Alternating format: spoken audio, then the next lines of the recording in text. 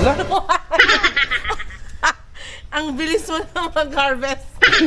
Ayan, nag-harvest na kami ng kamatis kasi pumunta kami sa market kanina. Sobrang mahal na palang kamatis ngayon. Buti na lang, nagbunga na yung mga kamatis namin. So, fresh yung kakainin natin ngayon. Oh, yay! Laki na, ang dami na natin na-harvest na kamatis. Yan, dalawa. Oh, yan. Yan. Yay! Yay! Lagay mo dito. Oh, yung isa pa. Yeah. Yay! Okay. Kay mami na to. Biglang, yung dalawang biglang. Yan. Okay. Yay! Very good. Daming webs. Okay na. Ang daming grapes. Grapes ba? Hindi, ano tawag dito? Tomatoes. Anong Tagalog ng tomatoes? Kamatis. Yung mga sili namin, nagkakabunga na rin. Yeah. Kalamansi Ayan. daw, daddy. Ganun, bilis. O sige, kalamansi. Hindi, yung simon na kalamami. Hindi, yung Wag malaki mo na yung malaki, ah. yung malaki na Ako, kalamansi. tinanggal niya na. lang. Yung Di, simula, pati yung malaki, big, pati yung malaki. big ang kunin. Yung simon lang itapon ko. Ay, tapon Huwag mo mo. itapon ah. Daming mga, ano, Ayan pa. may mga marami pa tayong mga kamatis. Oo. Next na harvest natin yan. So, ano ba masarap dito? Parang masarap to sa red egg na may mga sibuyas, ganon. Let's go.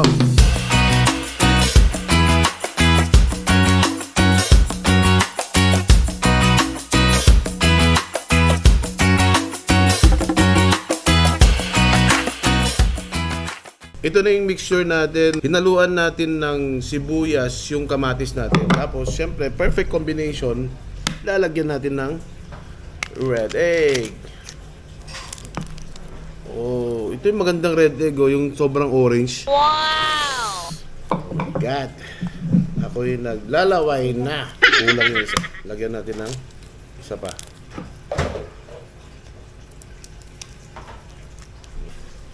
Perfect. That's it. Meron tayo ditong fried rice. Ganda natin ng main dish. Yun, no?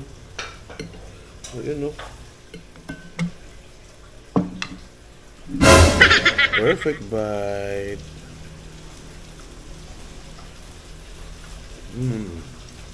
Ibang-iba talaga yung lutong ng freshly harvested na ganito, mga kamatis ngayon. Hopefully, maganda rin yung mga tubo ng mga talong na natitanim natin. Ako masarap, hindi ko alam kung bakit. Pero sabi nila, weird daw, sabi ni misis ko. Hinaaluan ko ng noodles, itong payless. Ang sarap ng combination ng payless, kamatis, sa red egg. Pag may tuyo, talagang ito na yung combo combination niya. Maalat sa maalat. Yun lang. Breakfast tayo. Thank you for watching. 3F Moto. Please. Shoutout nga pala sa mga taga-Solana dyan. Idol.